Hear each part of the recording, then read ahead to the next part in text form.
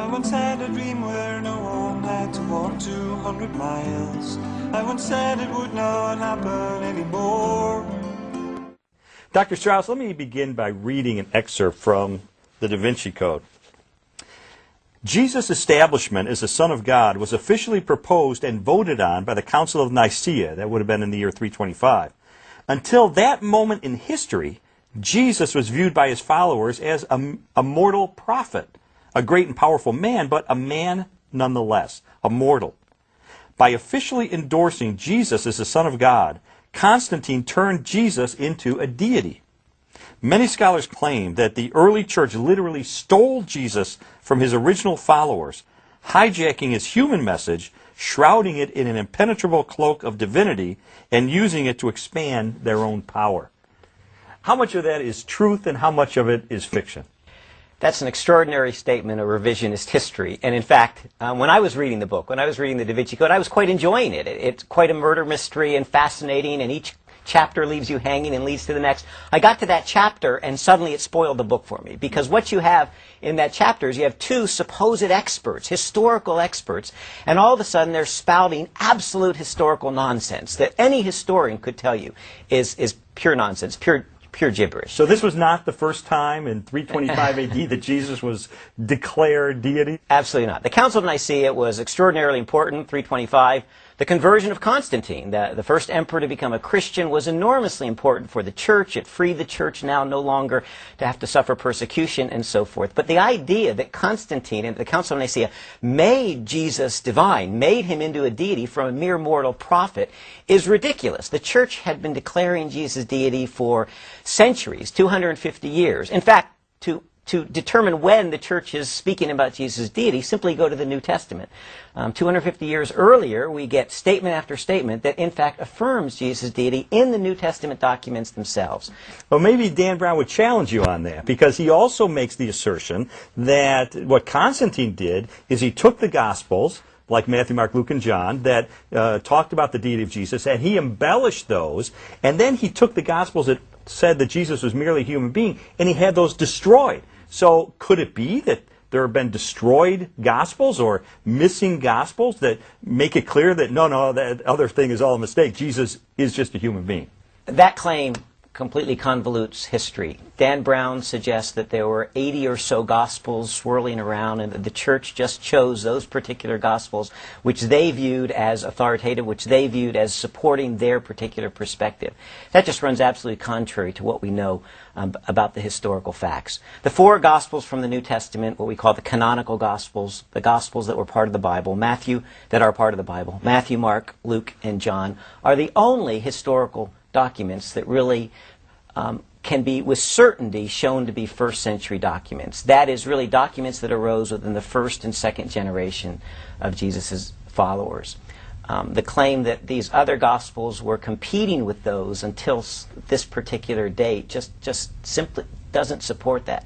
It's very interesting because even the early church fathers, the church historians, the second generation after the apostles, when they're talking about the false teachers, the heretics, the Gnostics that Dan Brown talks about, and they refer to their teachings and their writings, they don't tend to refer to other Gospels. What they say is they say these false teachers are taking the Gospels, the four Gospels, and distorting them. So what is that telling you? That's telling you that the church as a whole recognized that these documents were the authentic Gospels, and even these false teachers, these Gnostics, these other groups that Dan Brown refers to, recognized these four Gospels as the church's Gospels, the authoritative accounts. And so they took those Gospels and would edit them, would change them, and then they would then begin to write their own versions of the text, their own Gospel. Well, let's talk about what the Gospels then, if these are the most reliable documents we have. Does Jesus, in these Gospels, does he come out and make the claim that he is God? Absolutely. Jesus makes the claim that he is God. In John's Gospel, chapter 8, Jesus is in a dialogue with his opponents, his Jewish opponents, and they claim Abraham as their father. And Jesus responds and he says, "Before Abraham was, I am." kind of a strange response, an interesting response. And what is obvious from that response is Jesus is in fact referring to Exodus chapter 3 in the Old Testament, where God reveals himself to Moses as the I am. It's a claim to deity. It's a claim to pre-existence. It's a claim to be the creator of the universe. So here Jesus is, and he identifies himself as the I am, the God of the Old Testament. Now we know that's what he meant because the immediate response from the authorities is they pick up stones to stone him to death. They recognize that he's making a claim to be God and respond accusing him of blasphemy and attempting to kill him. John chapter 10, Jesus says, I and the Father are one. Again, identify his identity with deity, his identity with God the Father. John chapter 14, Philip comes to Jesus and he says, Jesus, show us the Father. And Jesus responds, have you been with me so long and you don't yet get it? He says, he who has seen me, the one who has seen me, has seen the Father. And so again, Jesus says, I am the one who reveals the Father. Dr. Strauss, what did the earliest followers of Jesus believe about his identity? One of the most indisputable facts about early Christianity was that very shortly after Jesus' crucifixion, his followers began to proclaim that he had risen from the dead, that he was the Son of God, risen from the dead, exalted to the right hand of the Father.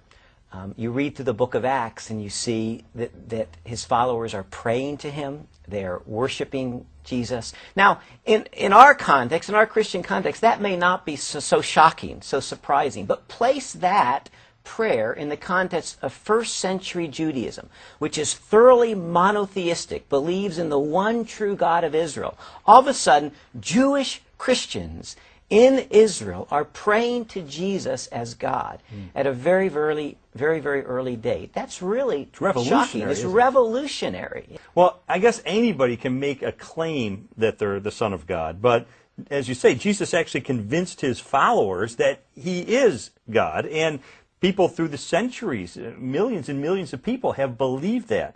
What evidence is there really to support that claim, to back it up? What credentials does Jesus offer to convince us? Well, I think that the greatest and final evidence, as Jesus himself said, is his resurrection from the dead. He made extraordinary claims about himself, and then he predicted that he would rise from the dead.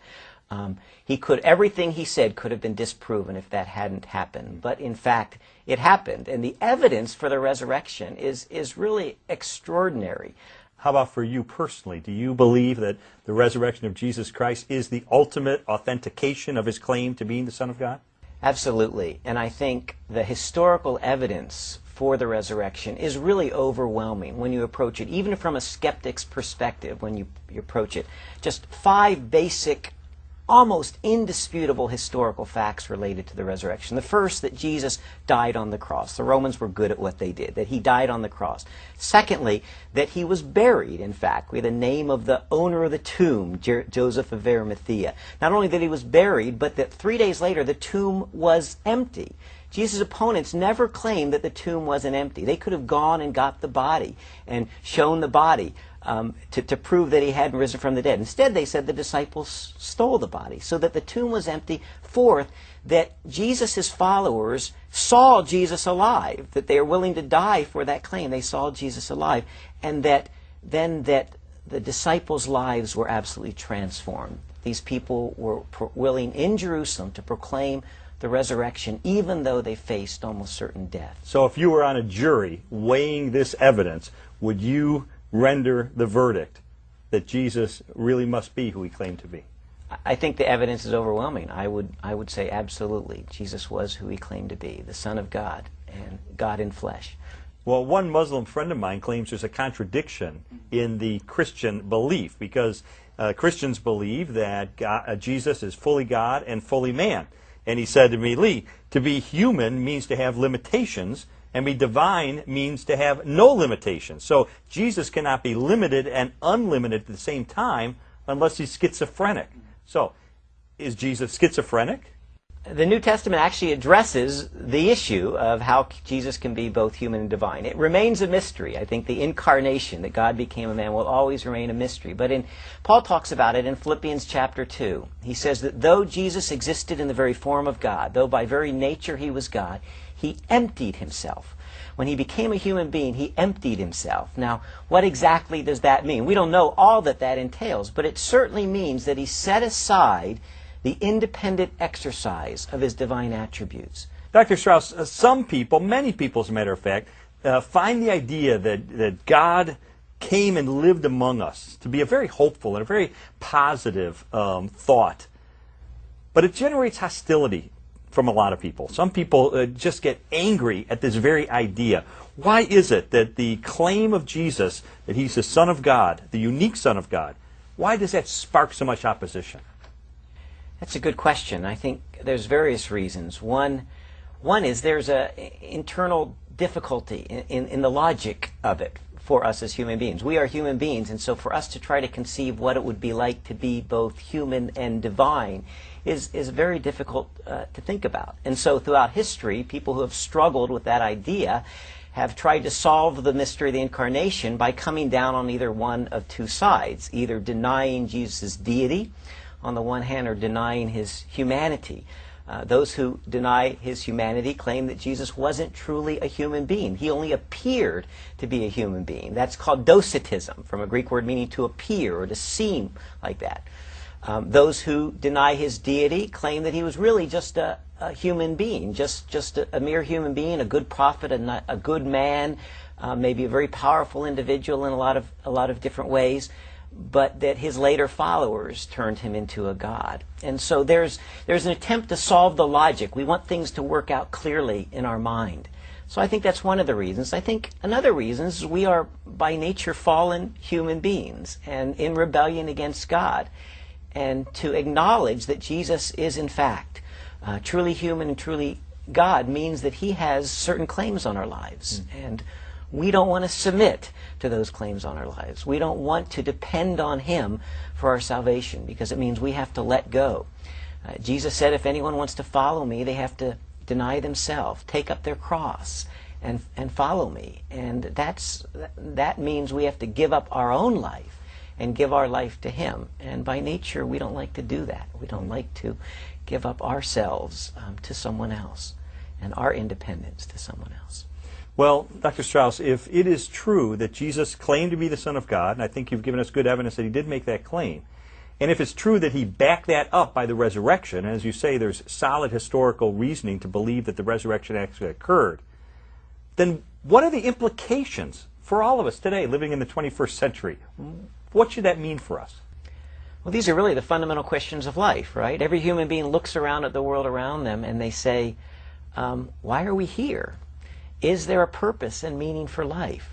Well, if Jesus was who he said he was, the Son of God, who came to earth to reverse the effects of our fallen human nature, the effects of our fallen creation, then that is the answer to the most ultimate and deepest questions of life. Why are we here and where are we going? And so every person needs to ask that question. If Jesus is indeed truly God, if he's truly a true human being, if he suffered and died for my sins, then I need to respond in faith to him. I need to trust him as my personal Savior.